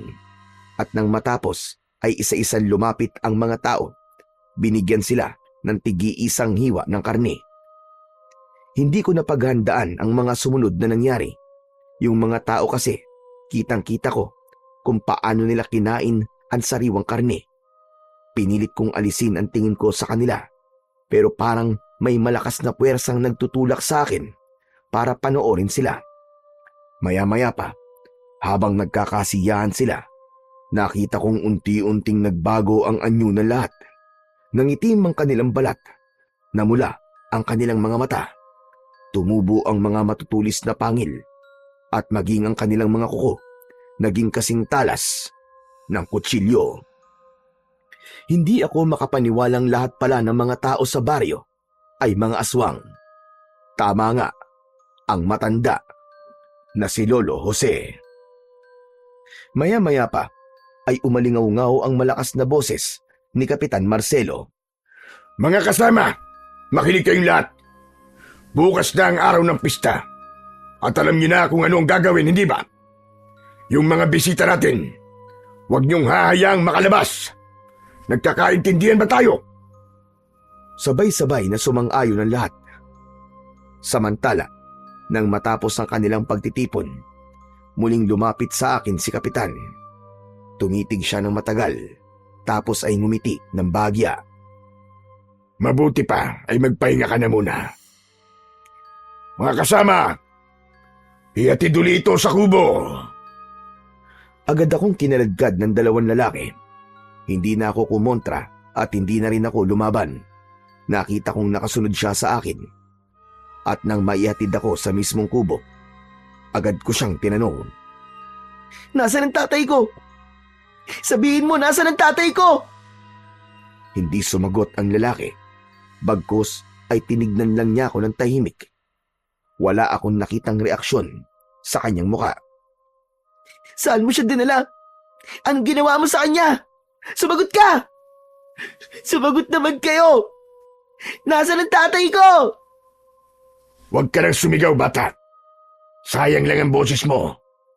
Walang makakarinig sa'yo rito. Hindi! Pakawalan niyo ako! Bitiwan niyo ako! Bitiwan niyo ako! Kinabig ko ang isang lalaking nakahawak sa akin. Nagulat siya at agad na napabitiw. Pakawalan niyo ako! Hanapin ko ang tatay ko! Mga walang iya kayo! Nagsisisigaw ako habang kanilang kinakaladkad. Paulit-ulit kong tinatawag si tatay. Umaasang maririnig niya ako pero wala. Pagdating namin sa kubo, maras nila akong itinulak paloob. Tumama ang aking tuhod sa matigas na sahig pero hindi ko ininda ang sakit. Ilang sandali pa, sinarado nila ang pinto. Sinundan yon ng kalansing ng bakal. Doon ko napagtanto na nilagyan nila ng kadena at padlock ang kubo. Agad akong umiyak. Nanginginig din dahil sa takot at pag-aalala sa aking tatay. Ayokong isipin na may masamang nangyari sa kanya. Hindi pa ako handang mawala ng tatay. Pinilit kong ipikit ang aking mga mata. Pero sa tuwing ginagawa ko yun, bumabalik lang sa isip ko ang itsura ni Uying nung sinaksak siya ng nagbabagang itak. Sinubukan kong kalasin ang tali sa mga kamay ko. Ginamit ko ang tuhod at ngipin ko para makawala pero sobrang higpit. Lalo lang nagdugo ang pulso ko sa kakapilit. Hindi ako pwedeng manatili dito. Hindi ako pwedeng mamatay dito. Sinubukan kong sumigaw, umaasang baka sakali nariyan pa sa paligid si Mang Jose at maawa sa akin sa kabila ng pagbabaliwala ko sa kanya. Tulong! Tulungan niyo ako! Halos mamaos na ako sa kakasigaw, pero wala pa din. Unti-unti na akong nawalan ng pag-asa ng mga oras na yon. Hanggang sa bigla akong natigilan. May naamoy akong kakaiba. Mabaho, parang amoy ng nabubulok na karne. Malansa ito at nakakasuka. Napatingin ako sa pinto. Sa siwang ng ilalim nito, may nakita akong parang usok. Itim yun at parang gumagapang. Unti-unti yung pumasok sa loob ng kubo. Nanlaki ang mga mata ko sa takot. Tapos ilang sandali pa, nang tuluyan itong makapasok, nagbago ito ng anyo. Ang usok ay unti-unting naging tao hanggang sa mabuo ang muka. Mang Erning? Mang Erning, paano ka nabuhay? Ngumiti siya at pinakita sa akin ang sugat sa kanyang leeg. Pero bigla siyang sumeryoso nang tila maalala ang sitwasyon namin. Wala na tayong oras para magkwentuhan. Kailangan na nating umalis ngayon. Teka, sandali. Sasama ako sa'yo? Patay ka ni. Ayoko sumama sa patay. Mukha lang akong bangkay, pero buhay na buhay pa ako. Tignan mo. Pero... Huwag ka na mag-inarte. Ano mang oras ay babalik na sila dito. Pahihirapan ka nila bago patayin. Kaya tara na. Pero paano ka nga nabuhay? Ang kulit mo naman, bata ka. Oo na, ikikwento ko na. Hindi nila ako tuluyang napatay. Akala lang nila. Ayan, nasagot ko na. Kaya tara na, sumama ka na. Agad niyang inilapit ang sarili niya sa akin at sinimulang kalagin ng tali sa kamay at paa ko. Agad ako nagpasalamat kay Mang Erning. Wala yon, maliit na bagay lang. Alam mo, kaya ko lang naman nagawa yon dahil gusto kong gumanti sa walang hiyang kapitan na yan. Sobra yung ginawa niya sa akin. Mabuti na lang at tinulungan ako ni... basta. Halika na, dali. Pagkatapos niyang kalagan ng tali, lumapit siya sa bintana at binuksan yun. Nakalimutan pala itong lagyan ng padlock. Maingat niyang tinanggal ang baras na nakasuksok at binuksan ang daan palabas. Bilisan mo, baka maamoy nila tayo. Pero, Wala nang pero-pero, halika na. Sigaw niya, sabay hila sa braso ko. Kung gusto mo pa mabuhay, sumunod ka sa akin. Agad siyang tumalon palabas. Malakas ang pintig ng puso ko, pero wala na akong mapagpipilian. Lumundag na rin ako. Pagbagsak ko sa lupa, ay agad niya akong sinenyasan na yumuko. Nagtago kami sa mga damo at likod ng mga puno. Biglang tumigil si Mang Erning at nakinig sa paligid. Hindi maaari ito. Hinahabol nila tayo. ano? Napalingon ako. Totoo nga ang sinabi niya. May mga grupo ng aswang ang papunta sa direksyon namin. Mas binilisan pa namin ang aming pagtakbo hanggang sa bigla siyang sumigaw. Dito tayo, tara! Ngunit bago pa man kami makalayo, isang aswang ang mabilis na sumulpot mula sa kanan. Lumipad ito paabante at muntik pa akong makuha. Umalis ka! Takbo! Pero ikaw, paano ka, Mang Erning? Huwag mo akong isipin. Sige na, iligtas mo ang sarili mo. Tumakbo ka na! Lumaban siya sa isang aswang. Sa pagkakataong ito, hindi na ako tumanggi. Mabilis akong kumilos. Mas binilisan ko din ang aking pagtakbo para makatakas. Maya-maya pa ay may narinig akong malakas na pagaspas ng pakpak. Sumiksik ako sa ilalim ng malaking puno. Lumabas ka dyan, Daniel. Alam kong nandito ka lang. Halos hindi ako humihinga dahil sa matinding kaba ko.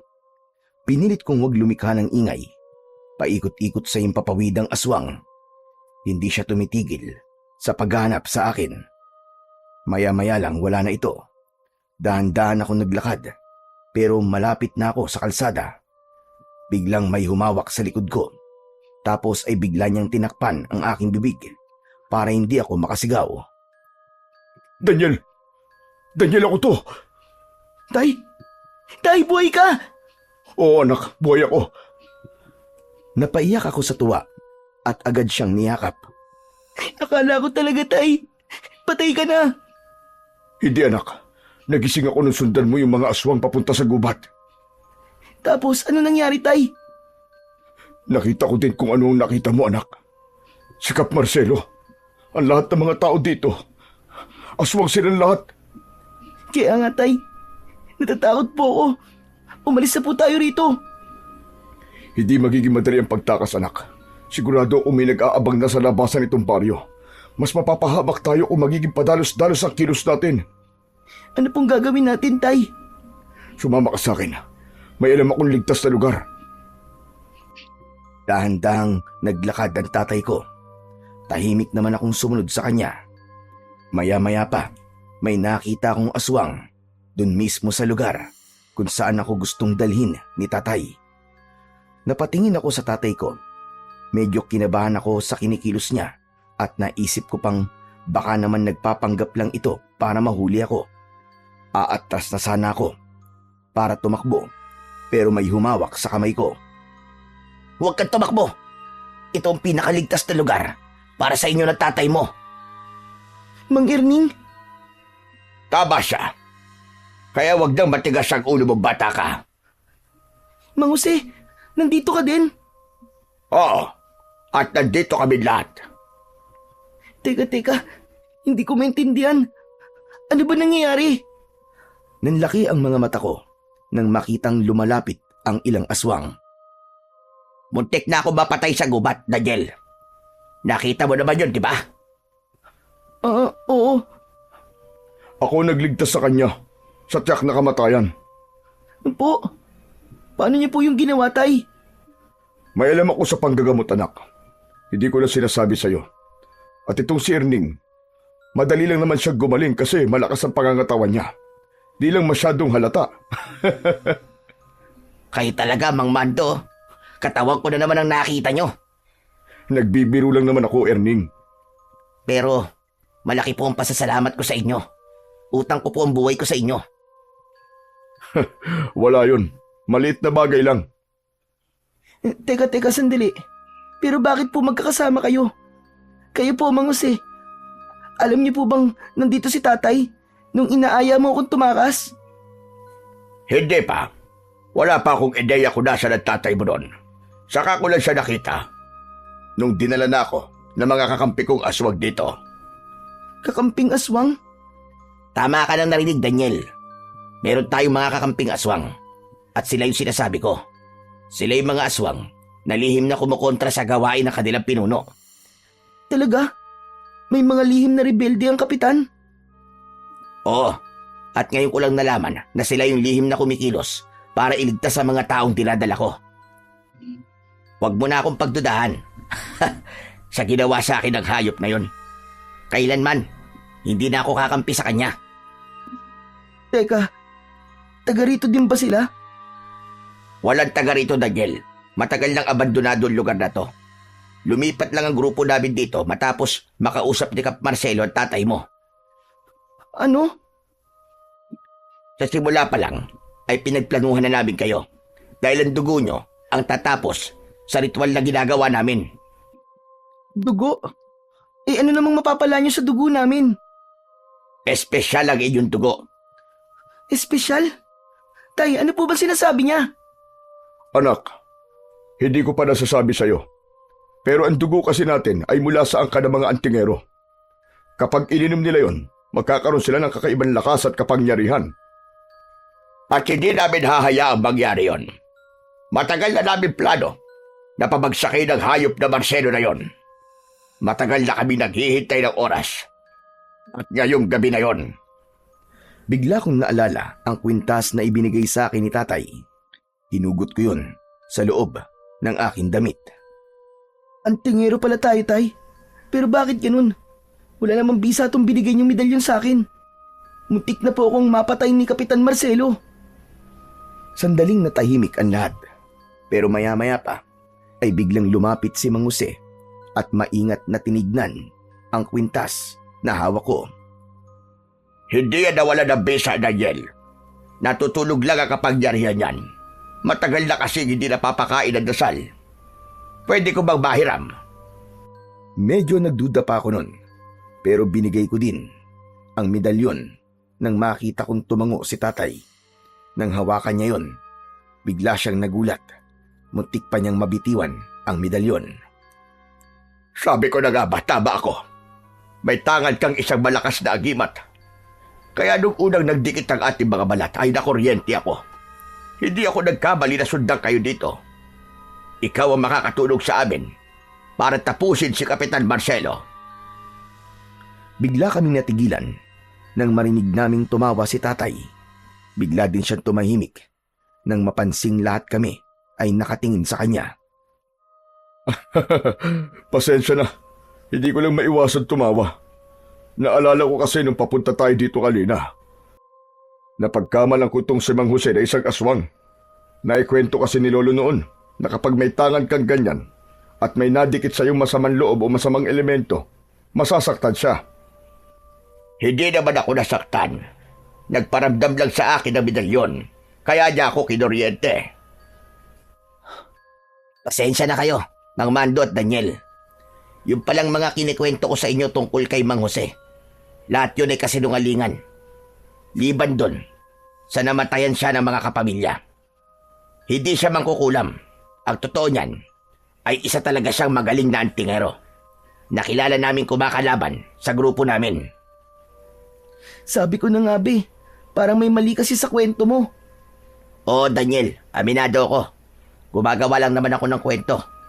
Ayoko kasing mabulilyaso ang misyon ko nang dalhin ko kayo kay Marcelo. Pero nagbago na ako. Sawa na akong magpaalipid sa kanya. Mabuti at nasa panig ka na ngayon ng tama. At ang misyon natin ay pabagsakin ng tuluyan si Kapitan Marcelo. Tama yan. Sama-sama natin pababagsakin ang paghahari ng aswang na yon. Pagkasabi nun ay pumikit ang matanda at sinimulan niyang bigkasin ng orasyon. Habang ginagawa niya ito, ay nakita kong biglang lumakas ang hangin. Tapos ay biglang nagliwanag ang medalyon. Wow! Ang ganda! Nagliliwanag na po siya, Mang Jose. Tama ka.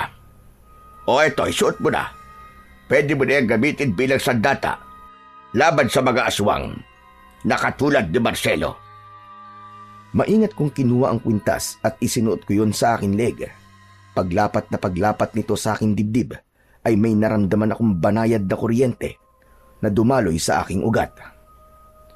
Ngayong gising na kapag yari ang medalyon, may isa lang sana akong ipapakiusap sa iyo.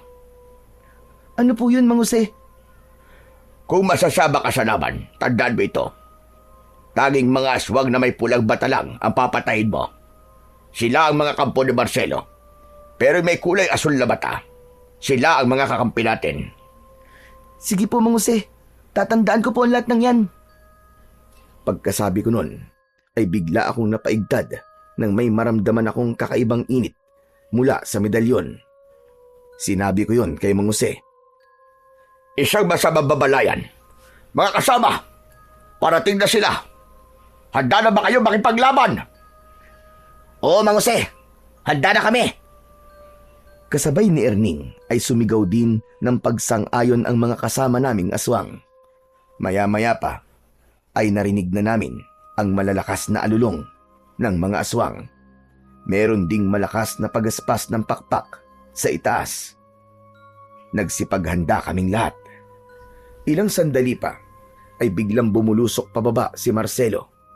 Matikas ang tindig nitong tumayo sa harap namin.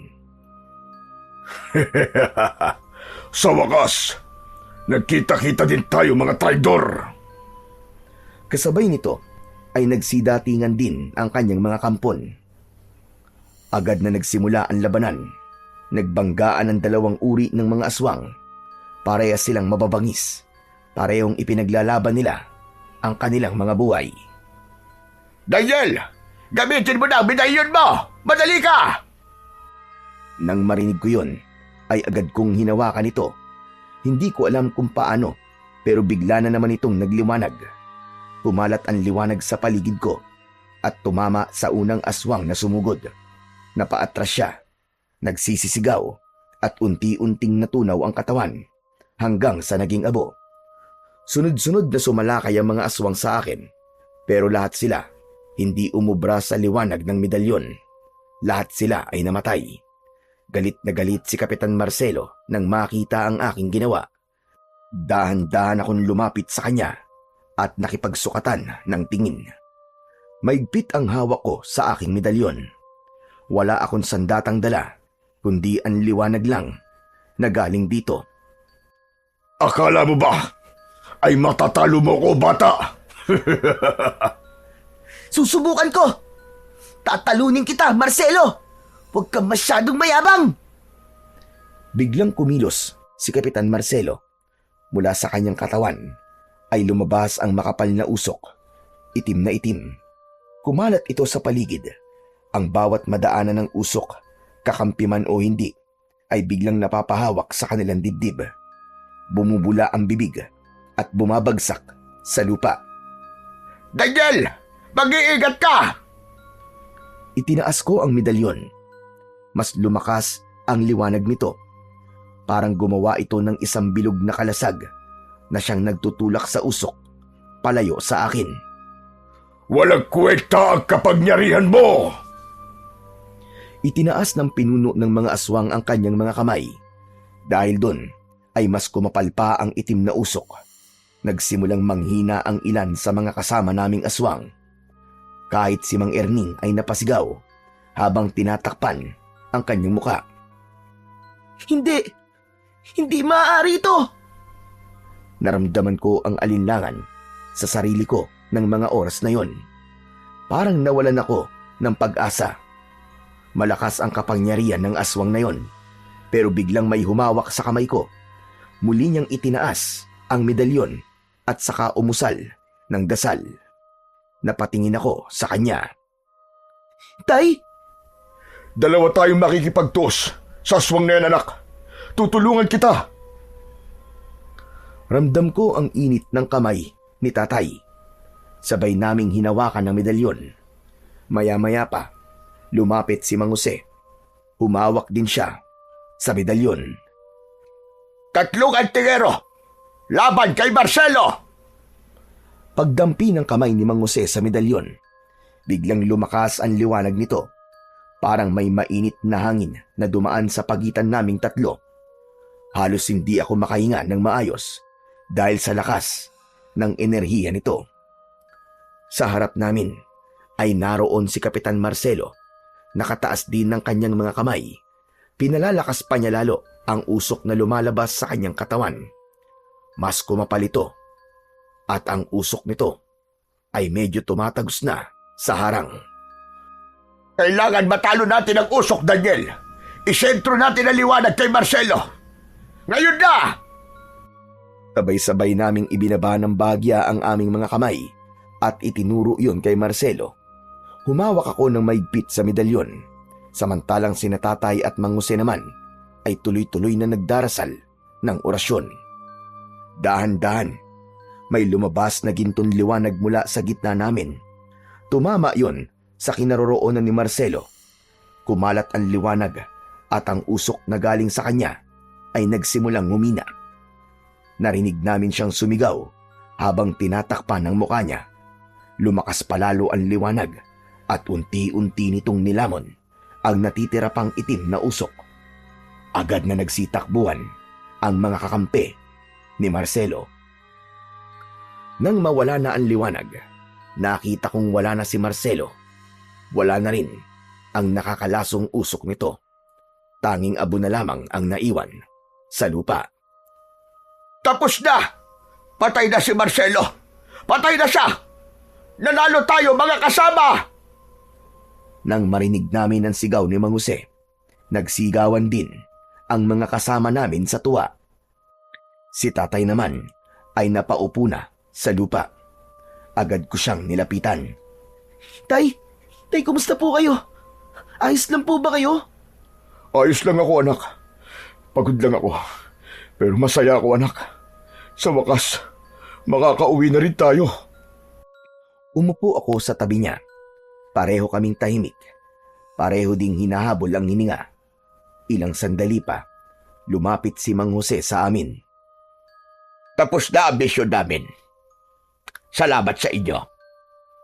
Wala kang dapat ay pagpasalamat sa amin, Mang Jose. Dahil kung wala ka, baka hindi namin kinaya ito. Mukhang talagang nakatadhana na magkikita-kita tayo dahil tayong tatlo pala ang makakagapi sa hayop na Marcelo na yon. Tapos na po talaga, no? Wala na pong mga aswang? Oo, Daniel. Makakauwi na kayo ng tatay mo. Pero paano po? Sira po yung sasakyan namin. Daniel, ano kasi, ang totoo niyan, ako sumira ng sasakyan nyo eh. Pero, kaya ko namang ayusin yon. Akong bahala. Ano? Ikaw ang sumira ng sasakyan namin? Pambihira naman yan, oo. Napakamot siya sa ulo. Parang batang nahuli sa kalokohan. Napangiti na lang si Tatay at nag-aya ng pumunta sa baryo. Lumabas na kami ng gubat. Pagdating sa baryo, agad na inayos ni Mang Erning ang sasakyan. Hindi nagtagal, umaandar na yon. Aba, ayos ah. Magaling ka palang mekaniko. Opo, dati po ako nagtatrabaho bilang mekaniko doon sa bayan. Bago ako naging kampo ni Marcelo. Siya nga pala, sandali lang ho. May kukunin lang po ako saglit. Umalis si Erning. Pumasok ito sa bahay na tinuluyan ni Kapitan. Paglabas niya ay may dala na itong isang malaking bag. Ibinigay niya ito sa amin. Teka. Para saan to? Sa inyo na po yan. Hindi po namin niya magagamit dito eh. Agad na binuksan ni Tatay ang bag at nakita naming maraming pera ang laman nun. Agad na ibinalik ni Tatay ang bag kay Mang Erning, pero tumanggi na itong kunin ang bag. Maging si Mang Jose ay sinabing sa amin na lamang ang pera. Naku, salamat. Maraming salamat sa inyo. Napakalaking biyaya nito. Matapos yun, ay nagpaalam na kaming dalawa. Pinaandar na ni tatay ang truck. Habang umaandar, tanaw ko sila. Kumakaway sila sa amin. Tay, mabuti na lang po at nakaligtas tayo. Oo nga anak eh. Ngayon, pwede na tayong magsimula ulit. Ngumiti kaming pareho. Tapos na ang bangungot. At kung meron man akong dapat na ipagpasalamat, yun ay ang kaligtasan namin ni tatay. Pagdating namin sa aming baryo, wala kaming inaksayang panahon. Agad kaming naligo at nagbihis. Pumunta kami sa simbahan. Tahimik kaming nagdasal at ipinagpasalamat sa Panginoong Diyos ang aming pangalawang buhay. Paglabas namin ng simbahan, hinawakan ni tatay ang aking balikat. Anak, hindi lahat ay nabibigyan ng pangalawang pagkakataon. Kaya mula ngayon, pahalagahan natin ang buhay na to. Opo, Tay. Sadyang mabuti po ang Panginoon sa atin. Naniniwala po ako na ang liwanag na nanggagaling sa medalyon ay galing po sa Kanya. Dahil ang liwanag po na galing sa Panginoon, yun lang po ang kayang-kayang tumalo sa kadiliman. Ngumiti si tatay at tumango. Tama ka dyan, anak. Samantala, pagkalipas ng maraming taon, pagkatapos ng nangyaring bangungot na yon sa aming mag-ama, namuhay na kaming payapa. Ang perang nakuha namin sa Baryo Santo Cristo, ang kalahati nun ay idinonate namin sa simbahan. Ang kalahati naman ay siyang ginamit ni tatay na panimula ng negosyo na may kinalaman pa rin sa babuyan at agrikultura. Nagtayo siya ng tindahan at nagbibenta kami ng mga feeds at gamit sa pagsasaka. Tumutulong din kami sa mga magsasakang walang puhunan. Minsan, naiisip ko, baka ito na talaga ang dahilan kung bakit binigyan kami ng pangalawang pagkakataon at kung bakit nangyari yun. Ito ay upang makatulong kami sa iba. Si tatay ay matanda na pero malakas pa. Kasama pa rin namin siya sa bahay naming mag-asawa. Minsan, kapag nasa tindahan ako, siya ang nag-aalaga sa mga apo niya. Yung medalyon, hindi ko na siya ginagamit ngayon at hindi ko na rin sinusuot, pero nakasabit pa rin yon sa altar. At sa tuwing sasapit ang 6:00 ng gabi, hindi namin siya kinakalimutan ni tatay. Pinapakain pa rin namin siya ng orasyon para manatili itong buhay at magamit kung talagang kailangan. Kung sakaling bumalik at maggasik muli ng lagim ang mga kampon ng kadiliman.